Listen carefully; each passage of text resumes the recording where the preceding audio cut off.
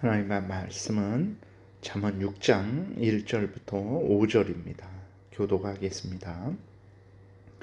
내 아들아, 내가 만일 이웃을 위하여 담보하며 타인을 위하여 보증하였으면 내 입의 말로 내가 얽혔으며 내 입의 말로 인하여 잡히게 되었느니라. 내 아들아, 내가 내 이웃의 손에 빠졌은즉 이같이 하라. 너는 곧 가서 겸손히 내 이웃에게 간구하여 스스로 구원하되 내 눈을 잠들게 하지 말며 눈꺼풀을 감기게 하지 말고 노루가 사냥꾼의 손에서 벗어나는 것 같이 새가 그물 치는 자의 손에서 벗어나는 것 같이 스스로 구원하라.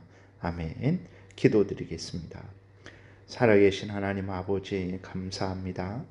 이 시간에 하나님의 말씀을 전하고 듣습니다. 성령께서 역사하셔서 우리를 향한 하나님의 뜻을 잘 깨달아 알게 도우소서. 하나님의 뜻이 우리 인생의 지혜이고 등불이고 빛이 됨을 믿사오니 하나님 잘 깨달아 알고 믿고 순종하는 우리 모두가 되게 도우소서. 예수 그리스도의 이름으로 기도드렸습니다. 아멘. 오늘 본문에 보게 되면 하나님께서 다른 사람의 보증을 서지 말 것을 아주 강력하게 말씀을 하고 있어요. 다른 사람의 그 보증이 된다라는 것, 다른 사람을 위해서 보증이 되는 것, 자기가 담보 서는 것은 정말 그 새가 사냥꾼의 올무에 빠진 것과 같은 것이기 때문에 속히 가서 그 올무에서 벗어나야 된다라고 이렇게 말씀을 하고 있습니다. 그러나 성경 전체를 보게 되면 어려움 당하는 가족을 도와주고 어려움 당하는 친구나 이웃을 도와주는 것은 마땅한 일입니다. 보증을 서는 것이 자신의 담보가 되는 것이 그렇게 도와주는 그러한 일일 수 있어요. 바울도 빌레몬서에 보게 되면 오네시모의 보증이 되어 주었어요. 그리고 로마서 16장에도 보게 되면 브리스가와 아굴라가 있는데 바울의 사역을 위해 자신들의 목숨까지도 내어줬습니다. 수많은 사람들이 바울을 위해서 자신이 보증이 된 것을 보게 돼요. 교회에서 성도들이 서로 돕는 것은 하나님의 명령입니다. 그런데 왜 오늘 본문에서 보증 서는 것, 다른 사람을 위해서 담보하는 것을 하나님이 막고 계시는 것일까요? 하나님이 이제 여기서 남을 도와주는 것까지 막으시는 것은 아닙니다. 하나님이 보증을 금하셨을 때 첫 번째로 남을 도와주되 자신이 감당할 수 있는 한계 내에서 도와주어야 한다는 것입니다. 예를 들어서 내가 가진 것이 100만 원밖에 없어요. 내가 남을 도와주려고 하는데 100만 원밖에 도와줄 수 없습니다. 그런데 1000만 원을 도와주겠다, 1억 원을 도와주겠다라고 그렇게 약속을 하는 것은 자신의 분수를 넘어서는 일이죠. 이것은 교만한 일입니다. 또 한편으로 어리석은 일이에요. 도와줄 수도 없는데 어떻게 도와준다라고 그렇게 보증을 서서 다른 사람을 이렇게 또 그 다른 사람에게 말을 할 수 있겠습니까? 이것은 또 다른 사람을 속이는 일이죠. 그렇기 때문에 우리가 남을 마땅히 도와줘야 됩니다. 그러나 내 분수를 넘어서서 도와주는 것은 거짓말하는 것이고 남에게 거짓말하는 거죠. 내 분수는 100만 원밖에 도와줄 수 없는데 1000만 원 도와주겠다. 1억 원, 10억 원, 100억 원을 도와주겠다라고 자기가 보증 쓰는 것은 거짓말하는 일이고 자기의 분수를 넘어서는 교만한 일이죠. 하나님 앞에 우리가 맹세하고 서원할 때에도 하나님이 어떤 맹세와 서원을 우리에게 요구하십니까? 우리가 감당할 수 있는 맹세와 서원을 요구하시지 우리가 감당하지도 못하는 맹세와 서원을 하나님께서 기뻐하시지 않는다라는 것을 우리가 기억하고 남을 도와줘야죠. 그러나 정말 내 분수 안에서 내 한계 내에서 도와주어야 되는 것입니다. 그 다음에 남을 도와줄 때 도움받는 사람의 어리석음에 탐욕에 동참해서는 안 되는 것입니다. 우리에게 도움을 구하는 사람이 탐욕에 빠져서 자신의 한계를 넘어서서 과도한 투자를 이제 계획하고 우리의 도움을 요구할 수도 있습니다. 그 자신이 또 감당할 수 있는 일이 있는데 그 자신이 감당할 수 있는 그러한 일을 넘어서서 이제 자기가 할 수 있다라는 우리에게 도움을 요구하는 사람도 교만에 빠져서 잘못 그렇게 선택하고 일을 하는 것일 수도 있습니다. 이때 탐욕스러운 사람, 자신의 분수를 넘어서서 일을 계획하는 사람을 도와주는 것도 그 사람의 어리석음에 동참하는 것이고, 그 사람의 과도한 탐욕을 인정해주고 그 탐욕에 동참하는 것입니다. 그렇기 때문에 이제 우리가 다른 사람을 도와줄 때 내 분수 안에서 도와줘야 되고, 또 그 사람이 분수 안에서 하나님의 섭리 가운데, 하나님의 뜻 가운데 그 일을 하는 것인지를 살펴서 도와줘야 되는 것입니다.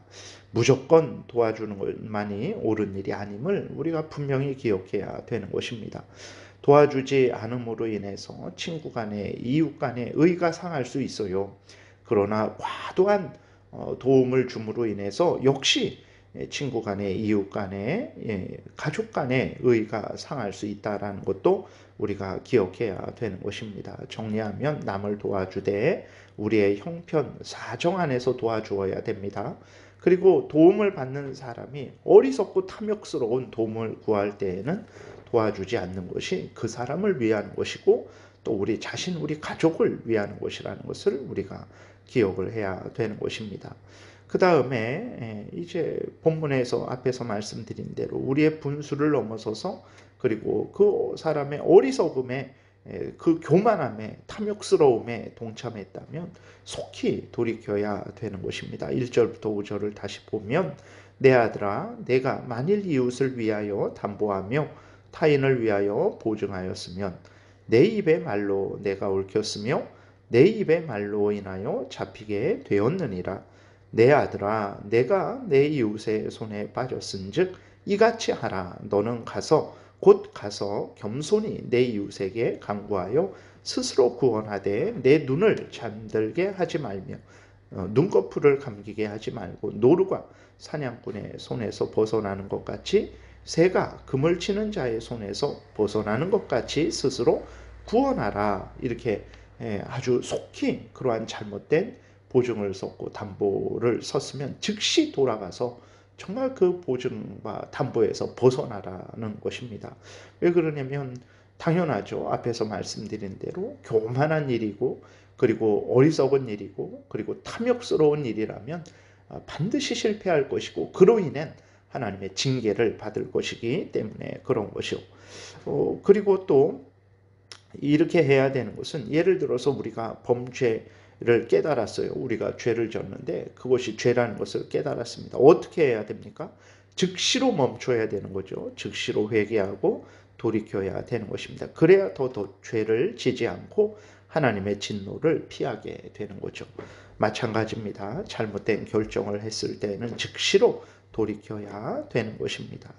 항상 우리는 우리 자신의 한계를 넘어서는 교만과 자만에 빠져서는 안 돼요. 또 다른 사람의 어리석음에, 탐욕스러움에 동참해서는 안 됩니다. 오늘날 많은 사람들이 열심히 땀 흘려 일해서 차곡차곡 부자가 되려고 하지 않고, 정말 어떤 사람에게 한번 몰아주어서 100%, 200%, 1000%, 2000% 그러한 유혹에 빠져서 망하는 경우를 우리가 많이 보지 않습니까?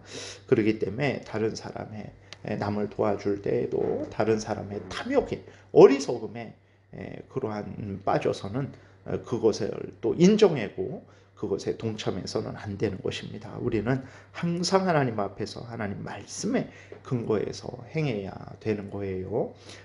이렇게 우리가 일상생활을 살 때에도 정말 담보로 인해서, 잘못된 보증으로 인해서 순식간에 집이 넘어가고 그 사람이 신용불량자가 되고 그런 경우가 많아요.